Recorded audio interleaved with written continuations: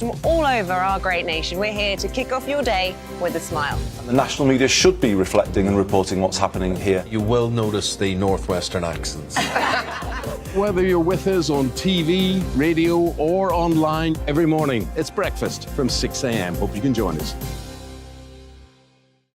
Join us for Ministry of Offence, the comedy panel show that's just like the news, in that the left fights the right and it doesn't really seem to matter who wins. We cover the big stories. It was in fact a troop of baboons and not angry vegans. I like that. And the really important stories. Fat naked cow gets stuck in swimming pool. It's a headline in a lot of local newspapers. Yeah. We're on the same team, Nick. Yeah, but I'm just helping you. Join us for Ministry of Offence, Saturday nights, 8 o'clock on GB News. I'm Dan Wootton. Join me Monday to Thursday from 9 to 11 for the feistiest and most fun news debate on TV, where free speech reigns. I'll bring you a sharp take on the day's biggest stories, bombshell newsmaker interviews, and A-list guests. And I guarantee you, no spin, no bias, no censorship, and no reason to go to bed. That's Dan Wootton tonight, Monday to Thursdays from 9 on GB News.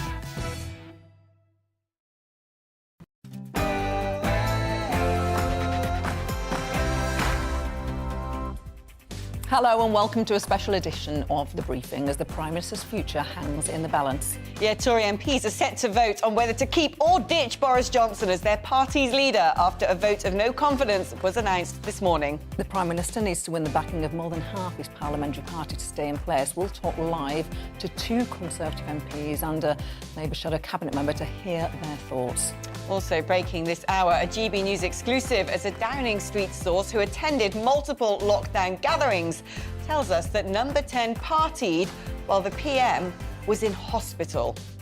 And we've an exclusive picture of Sue singing karaoke before the pandemic. Stay tuned for that.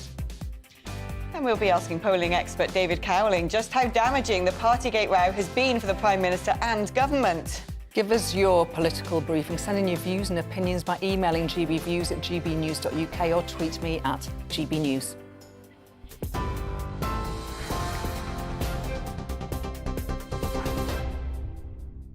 Good afternoon. It's 2 minutes past 3. I'm Tamsin Roberts in the GB newsroom.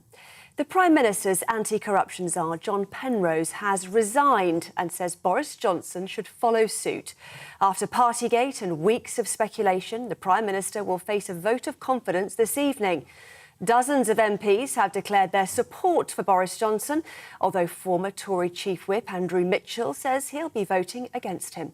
The secret ballot will be held between 6 and 8 o'clock this evening, with the result announced at 9 o'clock. John Penrose has said it's pretty clear the Prime Minister broke the rules. He's broken the ministerial code. And in a serious and material way, and that is historically, traditionally and rightly a resignation matter for him, and it has to be a resignation matter for me too. Integrity, honesty, leadership, those are not technicalities. Those are absolutely non-negotiable things. And actually the Prime Minister says so in his own reply. He says these are absolutely essential as the way we do business in our democracy. Brexit Opportunities Minister Jacob Rees-Mogg says the public voted for Boris Johnson and MPs shouldn't attempt to overturn that. Should a small group of MPs overturn the mandate of the British people? And I really think that would be very unwise and, dare I say, rather arrogant, because it's assuming that real votes of real people don't matter, and it's all about ultimately overturning the 2016 referendum. So I'm backing Boris. I'm sure he'll do well this evening. Well, MP David Davis says it's time for a new leader. This is an issue about the integrity of the government. For many of my colleagues, it's an issue about themselves getting re-elected, whether Boris can deliver on that. And it's an issue about standing by the rules you passed yourselves. We need to get back to being a thorough, competent Conservative government. Not to say Boris hasn't done some good things. He did some good things on vaccines, did some good things on Brexit, he's done some good things on Ukraine. But overall, for the interest of the country as a whole, we need a new Prime Minister. Attorney General Suella Braverman and Northern Ireland Secretary Brandon Lewis say Boris Johnson is still the right person for the job. A lot of people, particularly in our parliamentary, have underestimated Boris Johnson time and time again, writing him off, assuming that he won't win, and he's defied their expectations blisteringly. So I really want to remind them of the capacity that Boris Johnson has to deliver. Look, I think Boris Johnson, I've always said this, will go on and fight the next general election. I think he will win the general election for our party. And I would encourage all colleagues tonight to get behind him, get back focused on those core issues.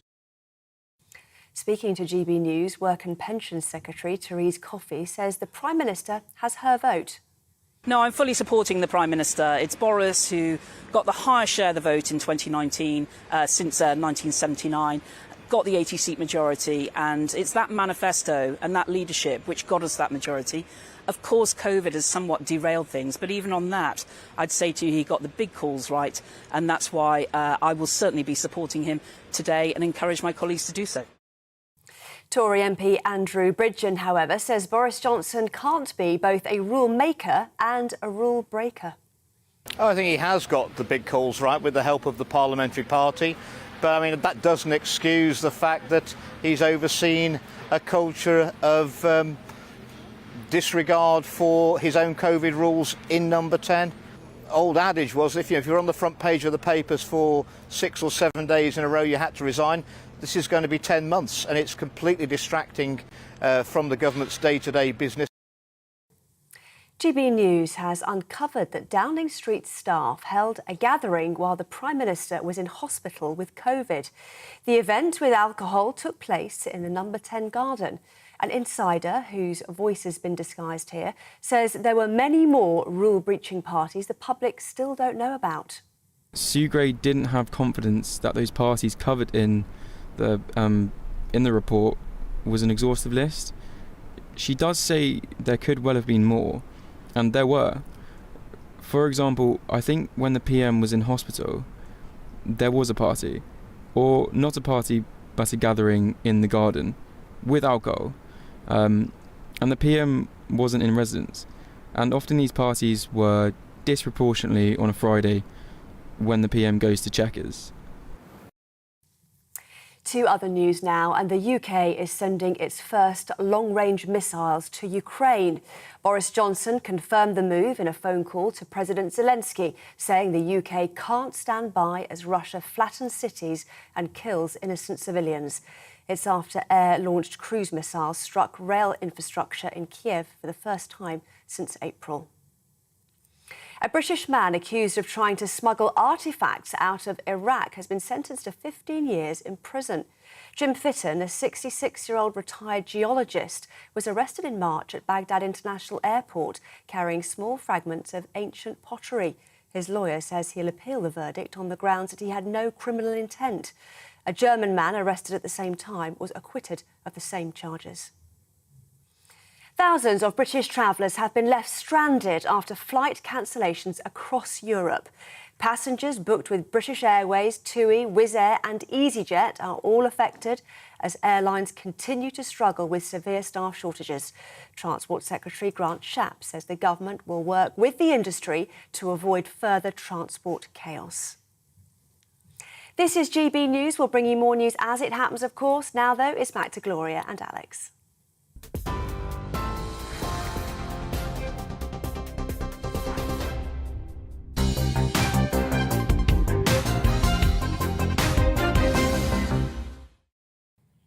The Prime Minister, Boris Johnson, will face a vote of no confidence today between 6 p.m. and 8 p.m. As chair of the 1922 committee, Sir Graham Brady announced this morning that the threshold had been reached to trigger a vote of no confidence. Well, joining us now is Lee Anderson, Conservative MP for Ashfield. Lee, I mean, it seems to me this internecine fighting is rather self-indulgent and self-destructive right now. Well, it's very damaging. There's going to be no winners, only losers in this debacle what we're currently going through. Look, you know, I've been here before when I was a member of the Labour Party, and Gloria will tell you about that. Nobody ends up well in a situation like this. So let's crack on tonight. Let's get this vote done. He'll win it comfortably, and let's move forward, not backwards. What do you mean by comfortably?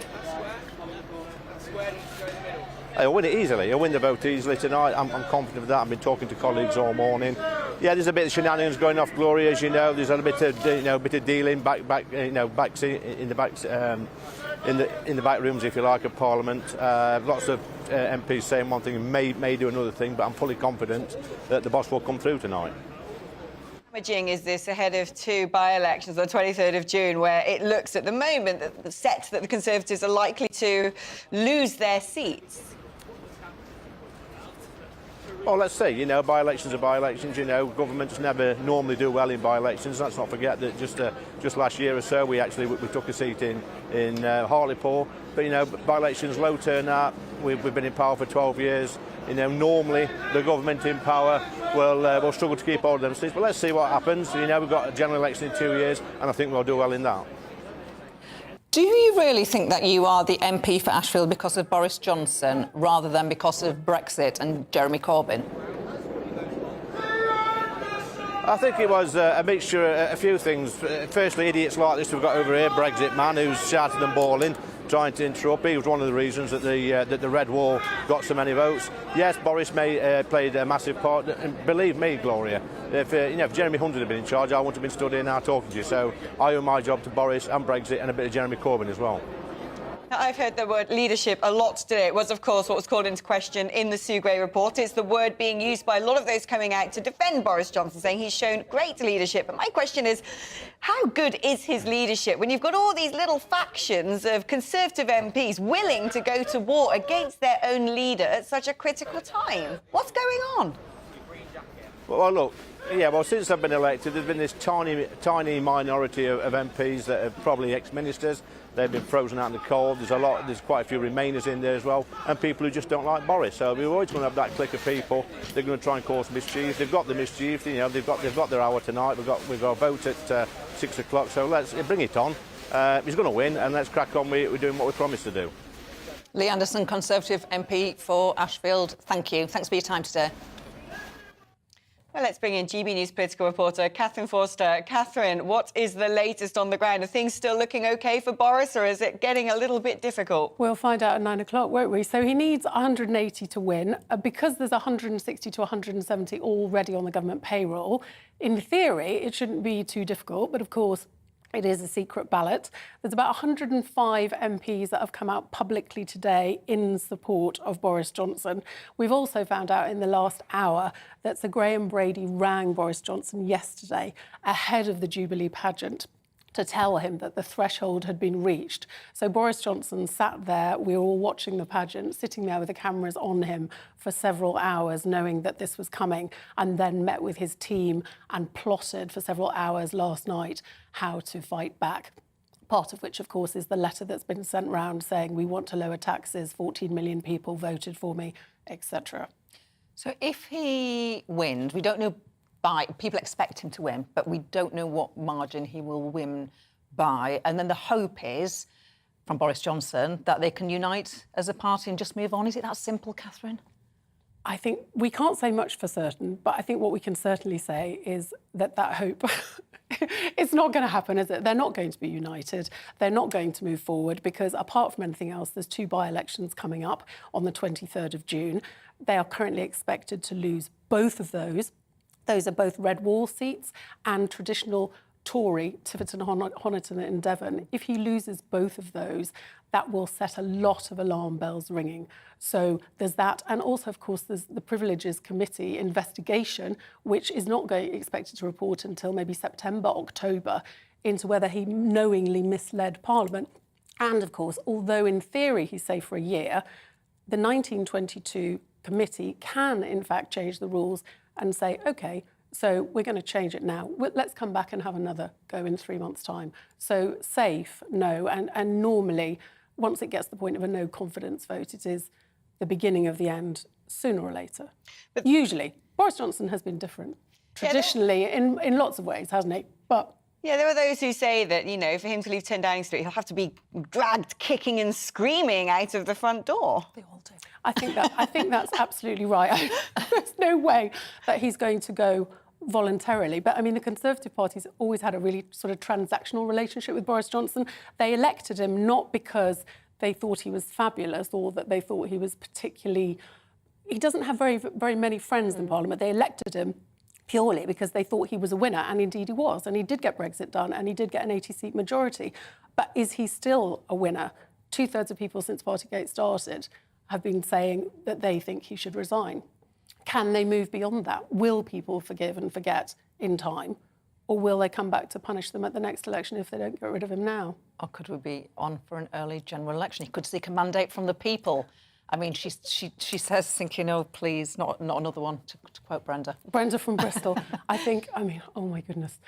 Yeah, it's possible. It's possible, isn't it? It would be a very dangerous gamble. But then Boris Johnson might think, OK, well, if I'm going to go down, it's a gamble that I will take. So who knows? Who knows? So many unknowns in this. Things will be a lot clearer at 9 o'clock. 9 o'clock tonight. Thank you. Thank you, Catherine Foster, our political reporter. Yeah, transactional relationship, Boris. I thought that's a very good description, actually. It's true, isn't it? Have a transactional relationship with a lot of their prime ministers, it seems. Now, a GB News Partygate exclusive, a Downing Street source who attended multiple gatherings during lockdown has revealed that a party was held in the No. 10 garden while the Prime Minister was in hospital with coronavirus in April 2020. Yeah, speaking to our political correspondent Tom Harwood, the source whose identity we are protecting suggested that some Downing Street staff had an air of invincibility during the pandemic due to their easy access to regular testing. Furthermore, GB News has obtained a photo of Partygate report author Sue Gray appearing to sing karaoke at a Whitehall party with alcohol. The photo was taken before the pandemic and before lockdown began, and there is no suggestion that Miss Gray broke coronavirus restrictions. But some might say it shows a wider culture of partying within Whitehall that Miss Gray criticised in her own report. Our political correspondent Tom Harwood spoke on camera to the Downing Street source, but GB News has concealed the source's identity with an actor's voice. Well, first of all, thank you so much for sitting down and taking the time to talk through this. It's obviously been a pretty tricky 6 months, sort of, with the media raking over what has gone on within No. 10. First of all, lots of people in No. 10 did end up catching COVID in that first period, but no parties were alleged to have happened during that first tight lockdown. Yes, that's right. It was incredibly dour for the first period at least. And people, working close to the policy were, completely consumed by that. And very little by the way of parties or fun was actually taking place in that initial 3-month period. But something changed. Yes, I believe something changed. I think lots of people caught COVID at the same time, round about the time the Prime Minister got it. So people knew what their status was in relation to COVID. Principally that everyone had it, or seemingly had caught it, or been in close proximity to it. So, additionally, I think very shortly afterwards, we were being tested every day. They converted 2 meeting rooms, whereby everyone went up to test every morning, so people knew. And this was at a time when very few people could actually get tests. So to some extent, the sort of nerve centre of government felt a bit different from the rest of the country. You were already getting all of these tests when the rest of the country wasn't. And yes. Did that sort of create a bit of a bubble, a bit of a special bubble within the area? Yes, it did. And eventually we got antibody tests to test whether we'd already had COVID. And at that time, the prevailing consensus was that if you had COVID once, you couldn't get it again. So it did kind of give us an air of invincibility. We thought we all had natural immunity. And then moving forward, when, for example, that first garden party took place, did anyone think something was wrong with that? Or did it seem, looking at the pictures of Hampstead Heath and of everywhere else around the country, did it seem like that's what everyone was up to? I remember the weather being really nice at that time, and it was kind of your natural inclination was to go outdoors. And, it was much harder to spread outdoors. We were having meetings outdoors because, it's a poorly ventilated building, so having drinks outdoors felt like an extension of work, really. And I wonder, thinking about how sprawling the complex Yes. of Downing Street is, would people in one part know what's going on in another part? Is there a differentiation between certain groups that were more social and others that weren't? Yeah, very insular, very siloed type of working environment, and the geography doesn't lend itself to kind of transparency, or kind of, it can be quite opaque in terms of, you know, winding corridors, and you don't really have a line of sight into all of the offices. So yeah, there could be a party going on in another part of the building and you could not know. And these events seem to pick up when Britain moved into the tiered system, when that second sort of lighter touch lockdown was imposed. Yes. Were those particular times taken less seriously within Number 10? I think so. Definitely between the first and the second wave. That's when the parties seem to pick up. Definitely, yeah.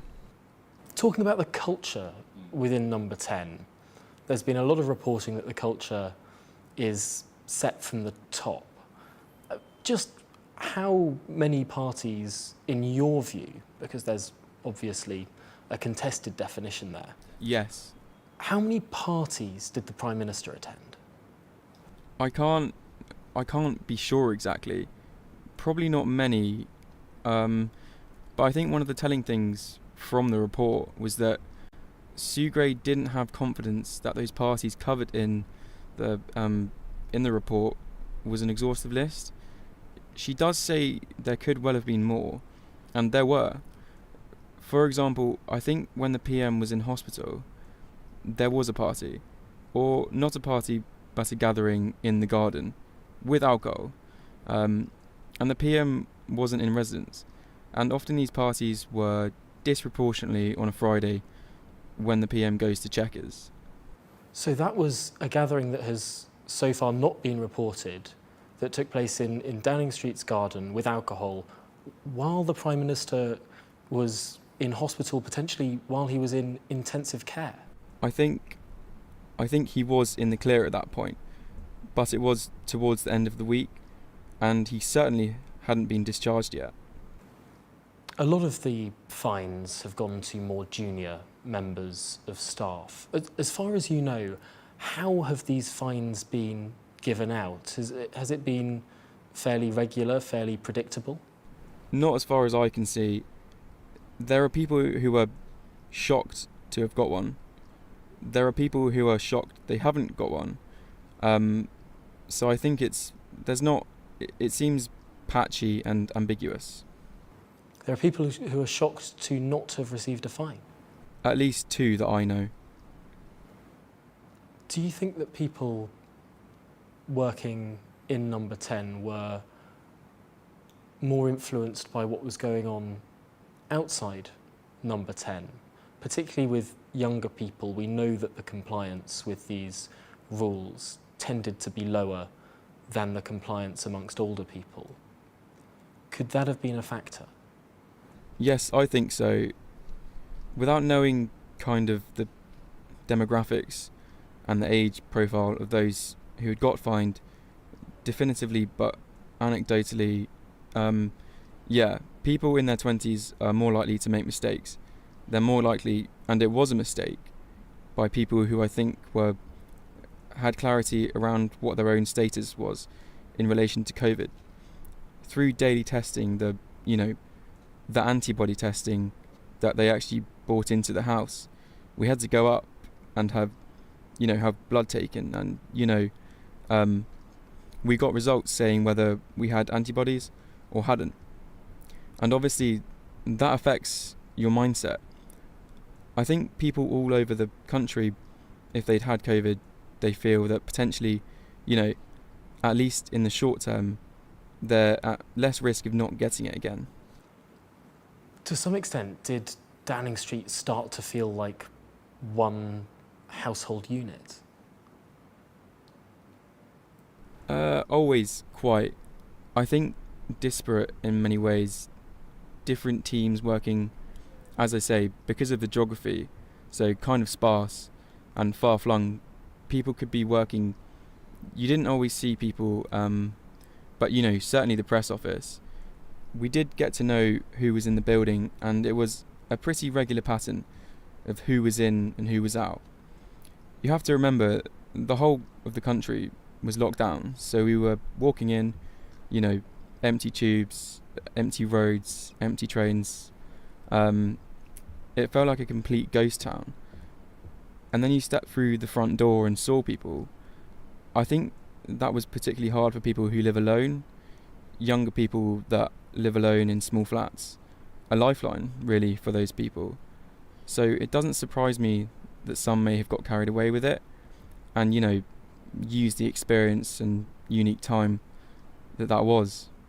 And yet, younger people who lived in small flats, potentially elsewhere in the country, who didn't work in government, weren't able to have that lifeline during that period. Do you think that the Prime Minister should have cracked down on the more junior staff who were seeing it as a lifeline? Should he have been harsher, or was it right that people should have been allowed to have a bit of loose time during this period? It should have been stopped, I think. Just given the hypocrisy and the double standards, I definitely think it should have been stopped. Could it have been stopped? Not without... It's really hard to say, looking back, retrospectively, looking back at such a mad time. You know, we're trying to retrofit, you know, hypotheticals, and we're trying to understand at the time that was, you know, was incomprehensible for many of us. No one went to a school of pandemic. No one had any training of what to do for a pandemic. It kind of just arose and we had to deal with it. Why is it important for the public to see the photograph of Sue Gray singing karaoke? I think it gives a sense of the prevailing culture of the place, and you know, that was how it was pre-pandemic, and it continued into the pandemic, and it shouldn't have continued into the pandemic, but it was something that was there before, and it didn't necessarily arise from the pandemic. We didn't suddenly think everyone else is having a miserable time, we're going to have a great time. That's not how it worked. It just felt that this was sort of a bubble that continued forward. It felt like it was kind of a bubble, and felt like we'd always had drinks at work. And, you know, that was an ingrained organisational culture that was, you know, at some point someone should have said, we've got to stop doing this, given what's happening in the rest of the country. But it was the norm. It was continuing in the pandemic. So I can understand why, for some people, it felt normal. Sort of as the country froze, Downing Street kept moving in the middle. Yes. Was the Prime Minister surprised by this scandal? I think so. I think he was certainly taken aback to have got a fine for that particular event. Yes, definitely. Well, that was our political correspondent Tom Harwood speaking to a Downing Street source who attended multiple gatherings during lockdown. GBNews concealed his identity with an actor. In a statement, Downing Street said Sue Gray was able to look at other alleged gatherings where there were credible allegations, and these would be covered by the general findings in her final report. Both they and the Met Police have had access to all information relevant to their investigations, which have now concluded. The Cabinet Office also released a statement to GBNews in which they said of the Sue Gray photo, the picture predates any COVID restrictions. Coming up, loads more guests on the Prime Minister facing a no-confidence vote. I will be joined by Dan Hodges, political commentator at The Mail on Sunday. David Cowling, political analyst and Shadow Work and Pensions Secretary John Ashworth will also be talking to us. But first of all, here are the news headlines.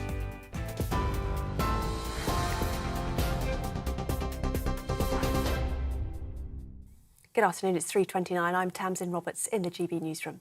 The Prime Minister's anti-corruption czar, John Penrose, has resigned and says Boris Johnson should follow suit. After Partygate and weeks of speculation, the Prime Minister will face a vote of confidence this evening.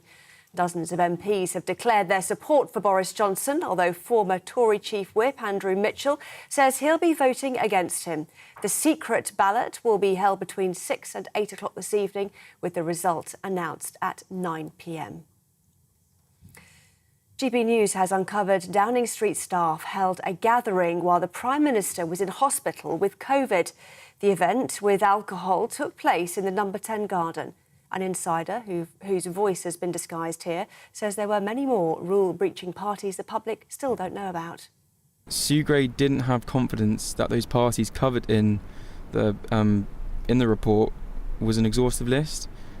She does say there could well have been more, and there were. For example, I think when the PM was in hospital, there was a party. Or not a party, but a gathering in the garden, with alcohol.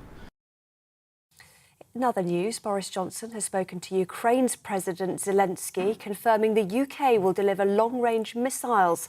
It's after Russian air-launched cruise missiles hit rail infrastructure in Kiev for the first time since April. 73 more cases of monkeypox have been confirmed in England. The UK Health Security Agency says another 2 cases have been confirmed in Scotland and 2 more in Wales.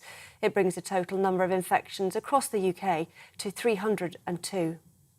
Thousands of British travellers have been left stranded following flight cancellations across Europe as airlines continue to struggle with severe staff shortages. Transport Secretary Grant Shapps says the government will work with the industry to avoid further transport chaos. TV, online and DAB+ radio, this is GB News.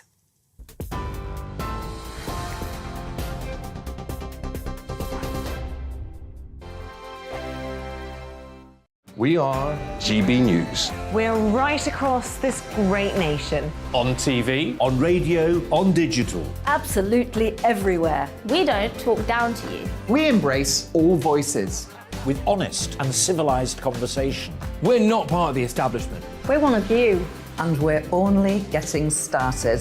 Join us on GB News, the People's Channel. Britain's news channel. Every morning from 6 o'clock, we'll wake you up with GB News Breakfast with all the stories you didn't know from the night before. So whether it's serious news, entertainment, or your own views from all over our great nation, we're here to kick off your day with a smile. And the national media should be reflecting and reporting what's happening here. You will notice the northwestern accents. Whether you're with us on TV, radio, or online, every morning, it's breakfast from 6 a.m. Hope you can join us. Join us for Ministry of Offence, the comedy panel show that's just like the news, in that the left fights the right and it doesn't really seem to matter who wins. We cover the big stories. It was in fact a troop of baboons and not angry vegans. I like that. And the really important stories. Fat naked cow gets stuck in swimming pool. It's a headline in a lot of local newspapers. Yeah. We're on the same team, Nick. Yeah, but I'm just helping you. Join us for Ministry of Offence, Saturday nights, 8 o'clock on GB News. I'm Dan Wootton. Join me Monday to Thursday from 9 to 11 for the feistiest and most fun news debate on TV, where free speech reigns. I'll bring you a sharp take on the day's biggest stories, bombshell newsmaker interviews, and A-list guests. And I guarantee you, no spin, no bias, no censorship, and no reason to go to bed. That's Dan Wootton tonight, Monday to Thursdays from 9 on GB News. Hello, I'm Michelle Dewberry, and you can join me every weekday 6 till 7 on Jubes and Kerr. Me and my panel will get stuck right into the day's events, and I can tell you, in fact, I can warn you, expect some robust debates, some strong opinions and perspectives from both sides of the fence. It's about you at home as well. I love to read out all of your comments, or at least as many as I can. So join me, Michelle Dewberry, Monday to Friday, 6 till 7 on Jubes and Kerr. Hello, I'm Patrick Christie's. And I'm Mercy Moroki. Make sure that you join us Monday to Thursday, 10 a.m. until midday, right here on GB News for To The Point.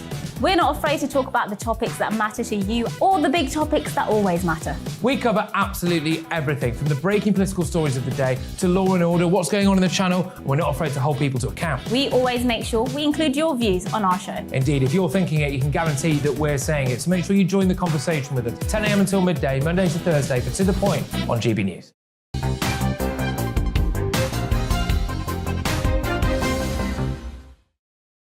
Well, welcome back to this special edition of The Briefing with Gloria De Piero and Alex Phillips. On the day, Prime Minister Boris Johnson faces a no-confidence vote in Parliament. We're crossing live now to Westminster to speak to Catherine Fletcher, who is MP for Ribble South. Catherine, do you think that your party are making the right decision to give Boris Johnson a no-confidence vote, or is this incredibly disruptive during a cost of living crisis, war in Europe, and only essentially going to damage the party?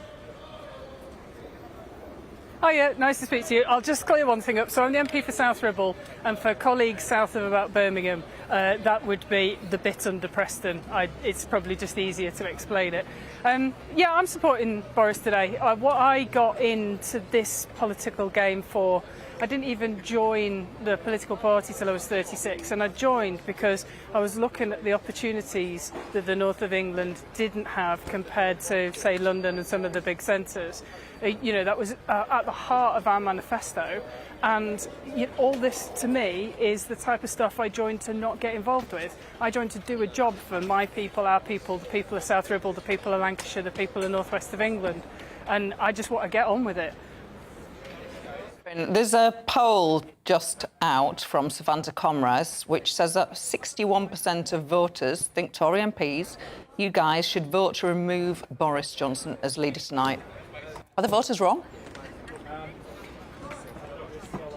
I can't say that. I've been home for like a good few days now, and it's genuinely not what I'm hearing. I'm hearing people worried that we're maybe not doing enough to help the Ukrainians. I'm hearing people worried that, you know, what's going to happen with cost of living as this starts to cycle forward. And I'm actually getting quite a few people quietly, you know, they're not big and noisy people, they're not screaming at you on the street, and they're kind of coming up going, you are going to support him, aren't you? So I can really only judge based on the reactions that I'm getting. The problem, though, Catherine, is it seems to me that when Prime Ministers face votes of no confidence, even if they survive them, it is the beginning of a slow and ugly process to remove them from power, because those people who have been conniving in corners to get us to this position we're in now are not going to suddenly stop, are they? So would it not be better to cut your losses ahead of those by-elections, regroup and get on with the job of governing the country? Well, I think you could probably miss out about 3 steps in that and just get on with the job of running the country and making sure that we actually deliver on our promises. I genuinely can't express how much I think your average man and lass on the street just think that this is navel-gazing. They think this is politicians talking about themselves, and it's not what I joined to do. I have no intention in engaging in anything that is not the betterment of South Ribble, Lancashire, the northwest of England, and this great nation of ours. There is one trump card that the Prime Minister could play to renew his mandate. He could go back to the people and call a general election. Do you think that might be on the cards if it is not an absolutely convincing victory tonight for him? Well, I know we've not met in person, so I hope we don't get off on the wrong foot, but genuinely the only people that I've heard talking about that are people who didn't vote for him, perhaps maybe have been affiliated with a different political party in the past. I think you have to be very careful in listening to what your opposition's screaming for. Why do we find ourselves in that position? I don't know. I'm the trade envoy for Mozambique, and that might sound really random and tangential, but it's the opportunity for global Britain to go out and engage in mutually beneficial trade that will float and rise up not only communities that might sell them technical pieces of equipment from Lancashire, but also help them develop agriculture, address climate change. Surely that's more important. There's a war on. But, I mean, you talk about trade, and surely when you're trading things, you don't want them to be tarnished goods, and it seems to me that Boris Johnson is at risk of becoming just that. He's lost the confidence already of a significant enough number of his MPs to trigger this particular vote. That's not going to change anytime soon, is it? Well, so there are individuals in this country that have never really been fans of the Prime Minister that would say that. But I work with Alok Sharma, you know, the COP26 president, and he's literally on a plane all the time trying to make sure that we can follow through on our commitments. And he and I have had a conversation today where actually you go and speak to people abroad, you know, they are really quite impressed with what the UK is doing both on climate leadership. They're also recognising our leadership in Ukraine. So the idea that the globe is looking at us and doing anything other than scratching their heads slightly about why we're getting so cross about this, that's certainly not my experience. And without putting words in his mouth, I don't think it's his either. You know, there are big international challenges to be put forward. And Boris has made the right calls on, well, sorry, the Prime Minister has made the right calls on almost all of them so far. I think that's something you can be proud of. Catherine Fletcher, Conservative MP for South Ribble, thank you for joining us today. Thank you. Yeah, the irony there of the COP26 president being on a plane all the time wasn't lost on me. It's quick. Well, our reporter, Alice Porter, has been out asking the public what they think about the no-confidence vote on Boris Johnson. And it's just been excuse after excuse after excuse. And we need, it doesn't really matter who it is, but we do, I think, now we need a change for the better. Yeah, I think he's doing a really good job, and we'd love him to stay on if we could. Yeah. Were you surprised about the news that there would be a vote against him? Yes, definitely. He's done such a wonderful job of the country, and through the pandemic as well. So yeah, I think hopefully everyone will vote for him to stay on. I don't think it's fair. He made a mistake. He had a few drinks. He's not killed anyone. Yeah, I was actually happy to see him become Prime Minister. I think he's done really well. I don't think anyone was prepared for COVID and the pandemic, and they did their best, and we've come through it now. He could have admitted some areas where he was a bit weak.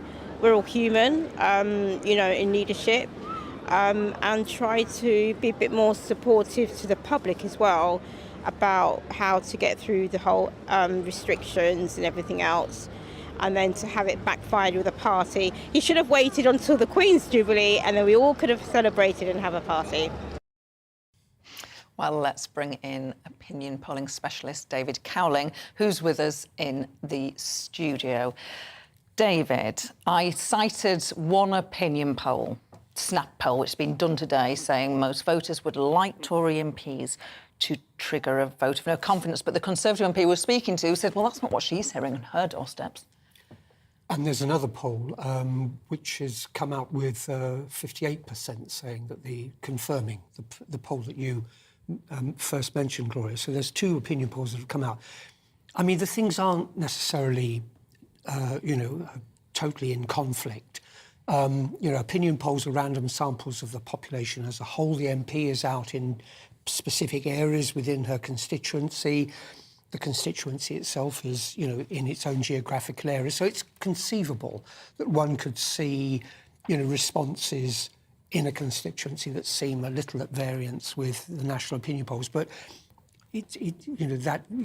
what I think, if I had to bet the mortgage, which is always the test in our family, I bet on the opinion polls rather than that personal recollection. And it just seems to me that what's happening with those polls is this evidence of a chiselling away at the great sort of selling point that Boris Johnson had so much in the past, which was he was the man who could get different communities to come together, people of different political persuasions. He and Nigel Farage had this genius, it seemed to me, early on, of being very intense politicians, very determined politicians, but somehow they could present themselves to the public as being non-politicians.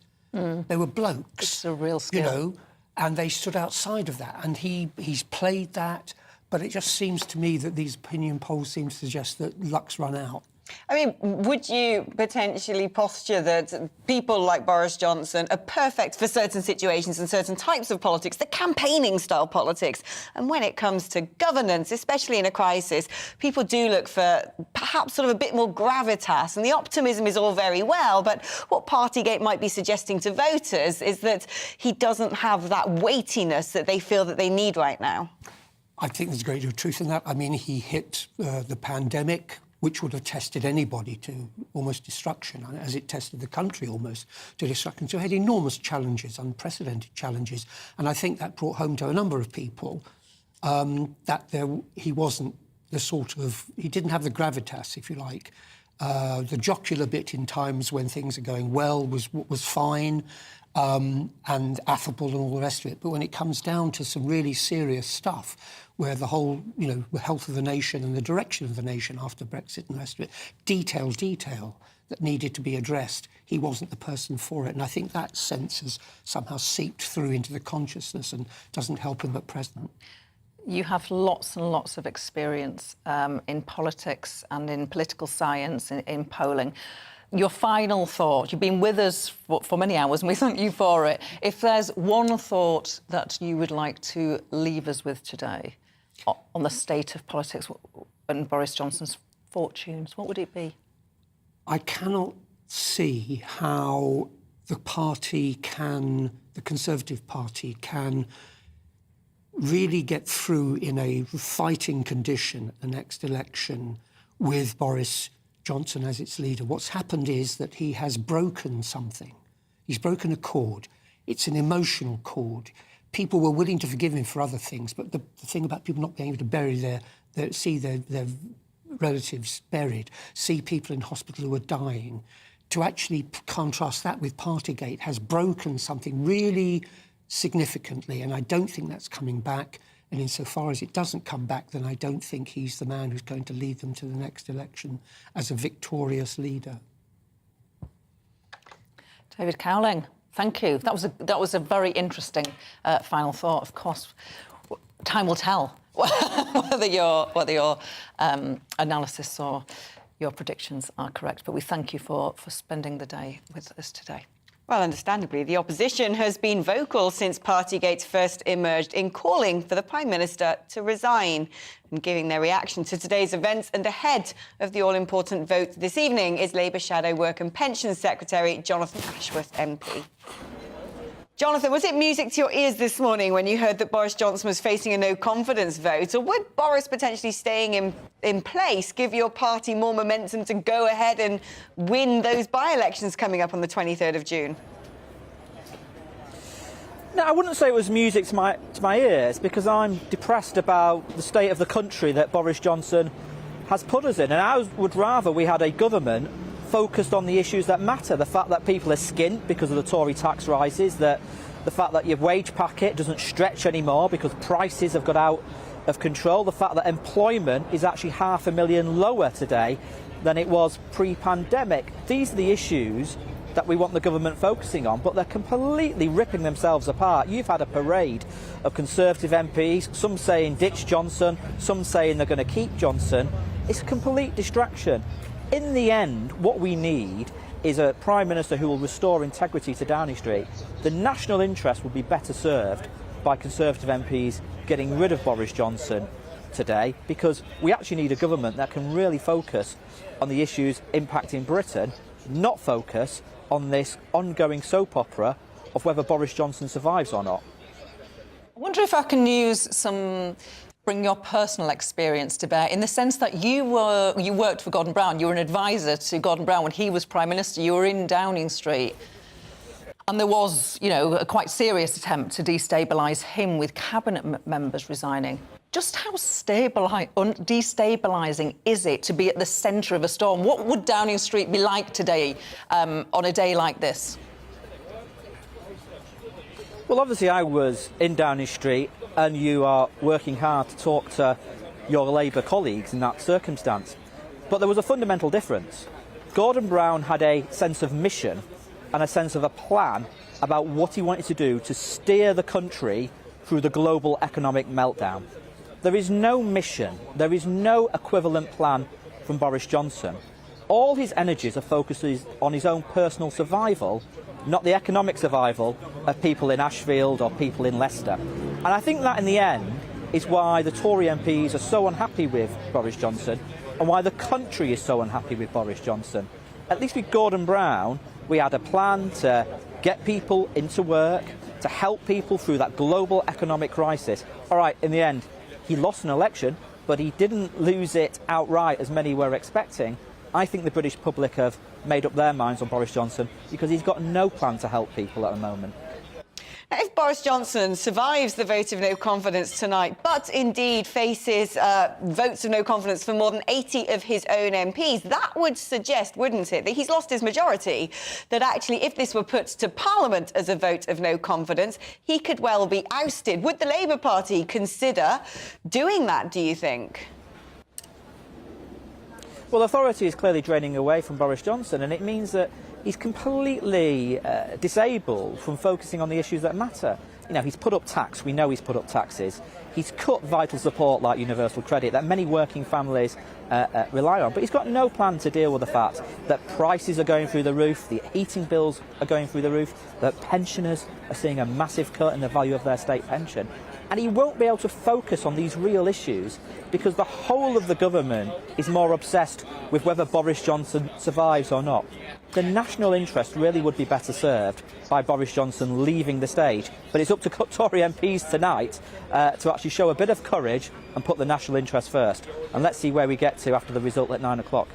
If this government was as bad as you suggest, then the Labour Party would have done better in the seats it needed to at the local elections. The Labour Party actually did very well in the seats it needed to at local elections. We won, for example, Cumberland Council, which includes marginal constituencies like Workington and Copeland. We won in Rosendale, again another marginal constituency. And there were many seats like Penistone and Stocksbridge near Barnsley that we would have won on the general election night had the same results applied. So we were making progress in those local government elections. It was actually a Conservative Party who got an absolute hammering. So something like 500 councillors they lost. So I think you can tell why the verdict, or you think you can interpret the verdict of the British people on Boris Johnson from those results. And Jonathan, if Boris does survive and this essentially continues to drag on, of course, he would face the Parliamentary Privileges Committee as well. We're essentially going to have a weakened government, aren't we? So in that situation, as I asked earlier, would the Labour Party be willing to take matters into their own hands? Well, this will be a weak government, unable to deal with the issues affecting the country, like the fact that people are skint, that prices are out of control, that you've got employment 500,000 down on where it was pandemic, 1 million more people on out-of-work benefits, and no plan to support people to move into work. And the government will be utterly weakened and divided, not able to focus on these issues. Obviously, we will continue to put these questions and issues to bring them to the fore in Parliament and continue to make the arguments in Parliament. And I think you'll see from the Labour Party that we'll be outlining a plan for how we will grow the economy, how we will spread prosperity to every community, how we'll get more people into work, and how we'll improve our public services like the NHS, which really is on its knees under the Tories. Jonathan Ashworth, Shadow Work and Pension Secretary, thanks for your time today. Well, let's go back to opinion polling specialist David Cowling, who is still in the studio with us today. David, when you see opinion polls as they are right now, one could arguably say it's midterm blues, and there is a cost of living crisis going on. Are things as bad as perhaps they should be? Well, we'll see what the impact of today's vote is. I'm sorry, I'm not trying to duck your question, but often the opinion polls are influenced by events. But prior to the vote that's taking place tonight, I was looking back 2.5 years after the 92 general election. The Labour Party was 25 points ahead of the Conservatives. 2.5 years after 2019's general, the last general election, where we are now, Labour's about 6 points, 7 points ahead. Now, we're not directly, it's not sort of totally apples versus apples. There are different circumstances, but that is a very sizable difference between the achievements of post-92's Labour Party and the post-2019. And people say, you must give Keir Starmer a chance and the rest of it. He has a lot to, put behind him in terms of, and you could, of Jeremy Corbyn and that legacy, and one can accept all of that, but still say, well, hang on, we're now entering the third year of the leadership. How long can you say, oh, well, it's all Jeremy Corbyn's fault? In these circumstances, Labour should be doing better, and it isn't. David Cowling, thank you so much for giving us the benefit of your expertise throughout this afternoon's programmes. Well, that's about all from us today. It's been delightful co-presenting with Gloria. It was our dream to do this, wasn't it? No, I won't repeat what I was going to say. We're competition winners. I'll leave it as that. Do stay tuned to GB News. We'll be following this story right through to the end. We're expecting a result probably around 9 o'clock tonight from that no confidence ballot today. Coming up now, though, it's the weather forecast. It's bye-bye from Gloria and I. Hello again, I'm Aidan McGivern from the Met Office. Cloudy for many of us today, but there are some showers and also some sunshine around. The brightest skies are reserved for Scotland, where an area of high pressure is close to the far north. This low pressure moving away through the North Sea, well, that's bringing a legacy of cloud and a few showers for much of England as well as Wales. The showers mostly affecting parts of mid-Wales into the central and southern part of England, especially the M4 corridor. They ease away overnight, but another area of showers move up from the English Channel to affect the far south coast, so parts of Devon.